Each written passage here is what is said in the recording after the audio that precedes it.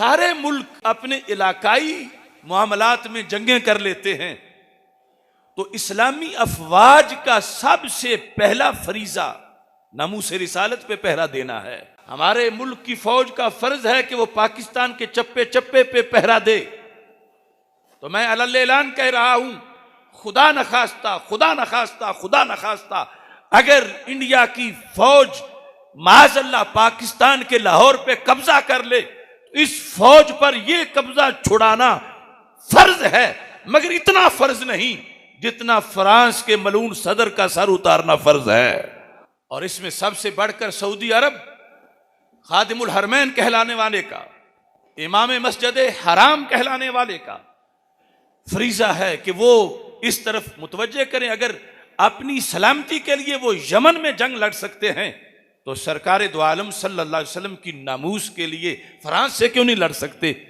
मैं जब जेल में था, असीरी के दिनों में ही फ्रांस के मलऊन सदर ने नबी अकरम नूर मुजस्सम शफी मुअज़्ज़म सल्लल्लाहु अलैहि वसल्लम की तौहीन के बारे में वो जसारत की जो पहली बार हुई। इस जसारत पर मुस्लिम हुक्मरानों पर फर्ज हो गया कि वो अवाम का फरीजा तो अवाम तक है, लेकिन हुक्मरान का फरीजा हुक्मरान वाला है कि वो इसका बदला लेते।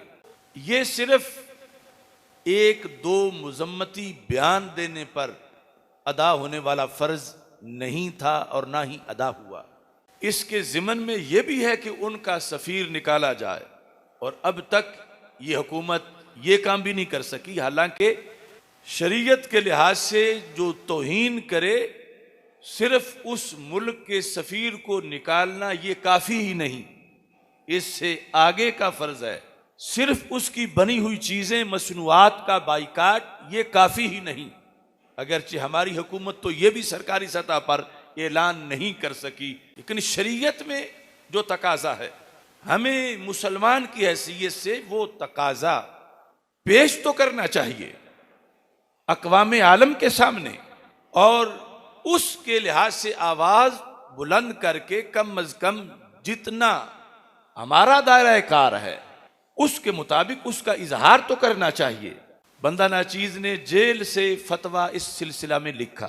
उसका पहला मरहला ये था और अब भी है कि उम्मत मुस्लिमा के तमाम हुक्मरान फ्रांस से, उससे पहले अक़वाम मुत्तहिदा से, यूनाइटेड नेशन के जिसकी जंजीरों में उम्मत मुस्लिमा जकड़ी हुई है, ये उस पर वाज़े कर देते कि हम तुम्हारा कोई ज़ाब्ता तस्लीम नहीं करेंगे अगर तुमने इस मलून सदर को उम्मत मुस्लिमा के सुपुर्द ना किया। और दूसरी तरफ फ्रांस की हुकूमत पर यह वाज़े करते कि ये हमारे दीन के मुताबिक वाजिबुल कत्ल है, माकरून, इसको उम्मत मुस्लिमा के सुपुर्द किया जाए और उम्मत मुस्लिमा खुद इसका सर उतारे।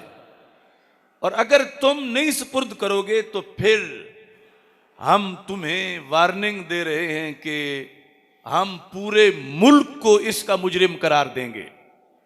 और फिर मुस्लिम उम्मा पर फर्ज था, मुस्लिम ममालिक पर, कि फौरन फ्रांस पे हमला करते, जो शरीयत का मुतालबा है। अगरचे कोई कहेगा हमारे पास तो इतने पैसे नहीं, हम भूखे मर जाएंगे, हमारे पास तो इतनी ताकत नहीं, फिर वो हम पे हमला कर देंगे।